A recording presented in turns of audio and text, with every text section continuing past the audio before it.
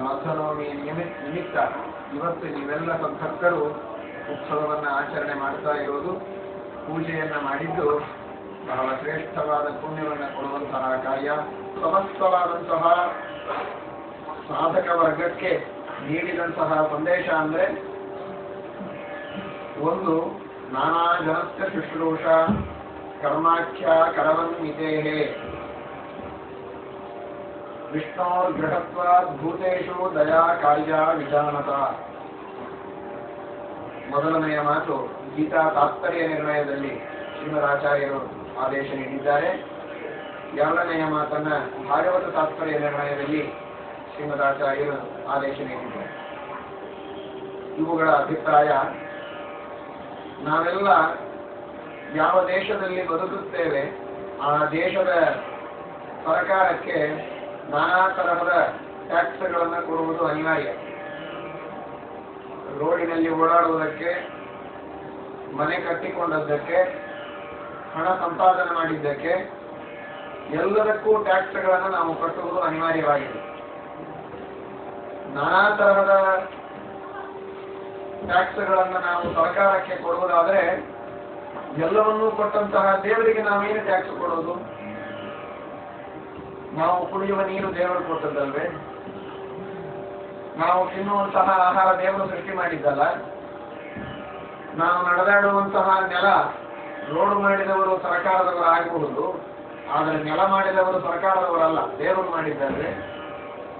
ದೇವರಿಗೆ ಎಂತರೂ ನಾವು ಕೊಡ್ತೇವೆ. ಯಾವ ತರಹದ ಟ್ಯಾಕ್ಸ್ ಅನ್ನು ಪರಮಾತ್ಮನಿಗೆ ನಾವು ಸಲ್ಲಿಸುವುದಿಲ್ಲ. ನಮ್ಮ ದೇಹವನ್ನೇ ದೇವರು ಕೊಟ್ಟಿದ್ದಾನೆ. ಇವತ್ತು ಸರ್ಕಾರ ಎಲ್ಲದಕ್ಕೂ ಟ್ಯಾಕ್ಸ್ ಮಾಡಿದರೂ ಕೂಡ ಬಾಡಿ ಟ್ಯಾಕ್ಸ್ ಅಂತ ಮಾಡಿಲ್ಲ. ಯಾಕೆಂದ್ರೆ ಬಾಡಿ ಮೇಲೆ ಅವರ ಅಧಿಕಾರ ಇಲ್ಲ. They have not created the body. ಆದರೆ ಬಾಡಿಯನ್ನು ನಿರ್ಮಾಣ ಮಾಡಿದ ದೇವರಿಗೆ ನಾವು ಬಾಡಿ ಟ್ಯಾಕ್ಸ್ ಕೊಡಲೇಬೇಕು. ಯಾವ್ಯಾವುದನ್ನು ನಾವು ಉಪಯೋಗಿಸ್ತೇವೆ, whichever is used by us, for all those articles we must have to pay tax to the Almighty.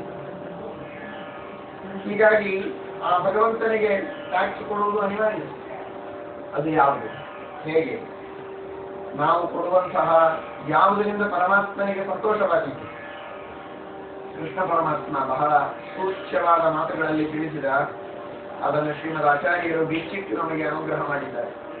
Krishna ಹೇಳಿದ, ಆರು ವೃಕ್ಷೋರ್ ಮುನೇರಿ ಯೋಗಂ ಕರ್ಮಕಾರಣ ಮುಚ್ಚತೆ. ಶ್ರೀಮದ್ ಭಗವದ್ಗೀತೆಯ 6ನೆಯ ಅಧ್ಯಾಯದ ಪ್ರಾರಂಭದ ಶ್ಲೋಕ. ಯಾವ ಸಾಧಕ 6 ವೃಕ್ಷೋ ಸಾಧನೆಯ ಸೋಪಾನಗಳನ್ನು ಏರಬೇಕು ಅಂತ ಅಪೇಕ್ಷೆ ಪಟ್ಟಿದ್ದಾನೆ, ಆ ವ್ಯಕ್ತಿ ತನ್ನ ಜೀವನದಲ್ಲಿ ಭಗವಂತನಿಗೆ ಸಮರ್ಪಣೆ ಮಾಡಬೇಕಾದ ಅನಿವಾರ್ಯವಾದಂತಹ ಕಾಣಿಕೆ ಅಂದರೆ ಕರ್ಮ. ಏನದು ಕರ್ಮ ಗೊತ್ತಿಲ್ಲ ನಮಗೆ.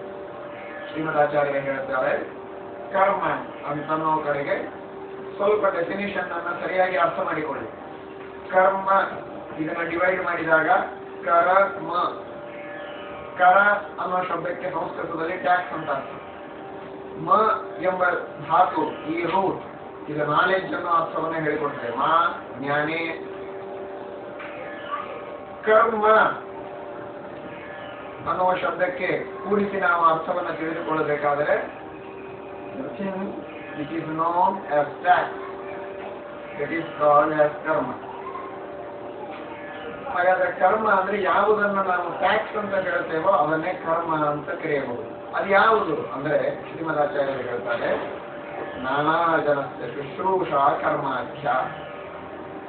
ಕಷ್ಟದಲ್ಲಿದ್ದ ನಾನಾ ತರಹದ ಜನರಿಗೆ ಅವರಿಗಿದ್ದ ಕೊರತೆಗಳನ್ನು ಪೂರೈಸುವುದಕ್ಕಾಗಿ ಮಾಡುವ ಸೇವೆಯೇ ದೇವರಿಗೆ ನಾವು ಕೊಡತಕ್ಕಂತಹ ಕರ. ದೇವರಿಗೆ ನಾವಿನ್ನೇನು ಕೊಟ್ಟು ಸಂತೋಷ ಪಡಿಸಬೇಕಾಗುವುದಿಲ್ಲ. ಅವನು ನಿತ್ಯತೃಪ್ತ. ನಿತ್ಯತೃಪ್ತನಾದ ಭಗವಂತನಿಗೆ ಏನು ಕೊಟ್ಟು ನಾವು ಸಂತೋಷ ಪಡಿಸಲು ಸಾಧ್ಯವಾದೀತು? ಯಾವುದನ್ನೂ ಕೊಡಲು ಸಮರ್ಥನಲ್ಲ ನಾನು. ಗುರುಭೂಷತ ಕರ್ಮ ನಿಜಂ ನಿಯತ. ಹಾಗಾದ್ರೆ ಕೆಲವರ ಭಾವನೆ ಉಂಟು, ನಾನು ಮಾಡಿದ್ದೇ ಕರ್ಮ, ಮನಸ್ಸಿಗೆ ಬಂದಂತೆ ನಾನು ಇರ್ತೇನೆ.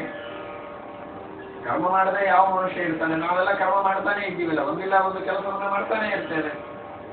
ಹಾಗಾದ್ರೆ ನಮಗೆ ಮೋಕ್ಷ ಸಿಗಬಹುದೇ? ಶ್ರೀಮದಾಚಾರ್ಯರಂತಾರೆ, ನಿಜಂ ನಿಯತಂ ಕರ್ಮ. ನೋಡಪ್ಪ, ಯಾವ ಆಫೀಸಿನೊಳಗೆ ನೀನು ಕೆಲಸ ಮಾಡ್ತಾ ಇದ್ದೀವಿ,